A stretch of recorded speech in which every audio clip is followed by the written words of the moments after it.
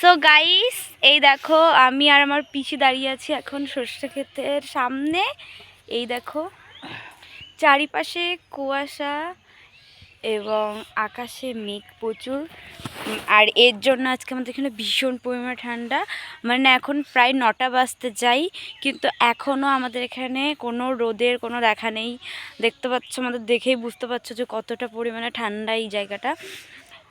প্রত্যেক দিনই রোদ ওঠে, কিন্তু গাইস আজকে রোদ ওঠেনি, কারণ আজকের থেকে আমাদের এইখানে ভীষণ ঠান্ডা পড়তে চলেছে এর জন্য, তাই তো? তো দেখো, জোরে বলো।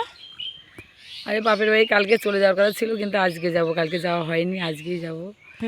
কালকে আমাদের বাড়িতে পিঠে বানানো হয়েছিল, তো সেগুলো এরকম পিঠে বানানো, সেগুলো তো দেখাওনি, শুধু একটা ভিডিও পোস্ট করেছে আমার পিসি। তোমাদের জাস্ট বাইরের মানে পিছনের ওয়েদারটা দেখাই, দেখো।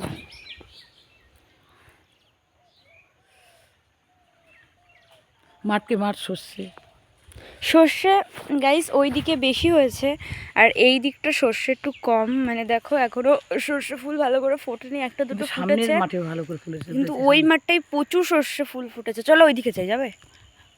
এদিকে দেখে নে। হ্যাঁ, আর এর ভিতরে প্রচুর শাক আছে গাইস। বেলে শাক বলে, কেউ বেতে শাক বলে। আর এত হাওয়া দিচ্ছে কি বলবো, মানে যেমন ঠান্ডা তেমন হাওয়া, বুঝতেই পারছো। তুমি স্নান করেছো এখনো? স্নান করি না, ঠান্ডা লেগেছে।